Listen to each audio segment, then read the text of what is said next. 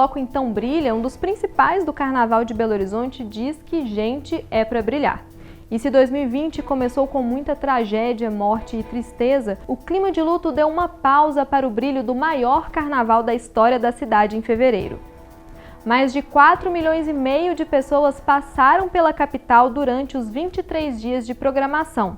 Foram 520 cortejos registrados na Belotour, entre blocos estreantes e tradicionais da capital mineira.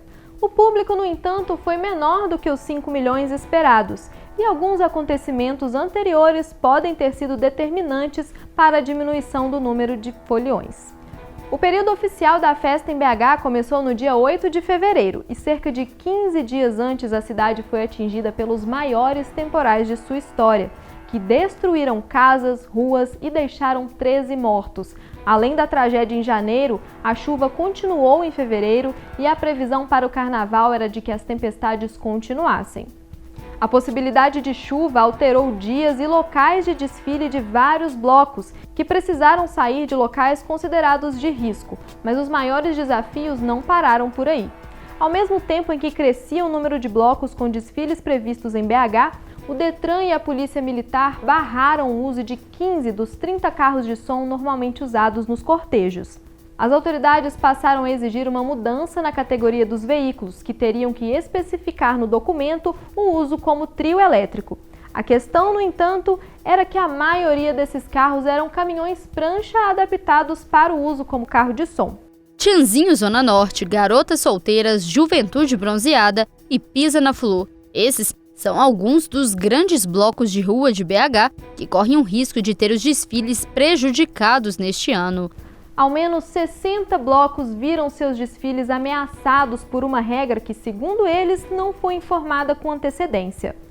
Organizadores de blocos e proprietários de carros de som chegaram a entrar na justiça para que a norma fosse revogada. Os pedidos foram todos negados. Sindicatos ofereceram carros de som para que os desfiles acontecessem e, no fim, pouquíssimos dias antes dos 4 dias de carnaval, os esforços conjuntos dos blocos conseguiram colocar a maioria deles nas ruas. O desafio, então, foi combustível para um dos carnavais mais politizados da história da cidade. Se Belo Horizonte já carregava essa tradição de carnavais sempre políticos e socialmente engajados, 2020 marcou a união da folia contra a ação da Polícia Militar e do governo de Minas Gerais. O bloco começou com um protesto contra a proibição de alguns carros de som, de alguns blocos da cidade, né? Uma proibição por parte do Detran e da Polícia Militar, questionando a questão da documentação. E o bloco, no seu discurso inicial, que é tradicional, dessas palavras de ordem, questionou as autoridades e disse que o bloco vai para a rua e o Carnaval de Belo Horizonte vai acontecer. E a onda de protestos teria motivado agentes da Polícia Militar a irem até a casa de Heleno Augusto, organizador dos blocos Havaianas Usadas e Ragamuffin, e pedir que ele não provocasse os foliões em protestos políticos. O artista registrou um boletim de ocorrência e a comunidade carnavalesca se uniu contra o que foi classificado como intimidação. A Polícia Militar confirmou ter visitado o representante dos blocos, mas disse que as visitas foram para pedir que os organizadores ajudassem a dar dicas de segurança e evitassem ações que estimulassem a violência. Outras denúncias também foram feitas por supostas intimidações e arbitrariedades cometidas por policiais militares. O governador Romeu Zema chegou a se pronunciar pelo Twitter e dizer que investigaria os casos.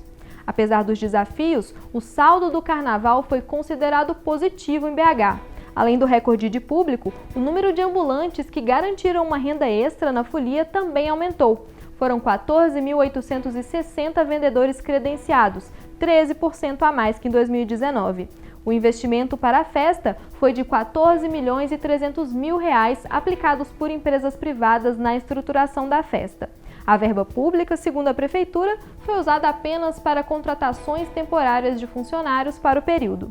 O tempo nublado dos dias de chuva deu lugar ao colorido das plumas e purpurinas do carnaval. A festa deu fôlego aos belo-horizontinos, que mal sabiam que estavam prestes a entrar no maior desafio de sua história, uma pandemia global.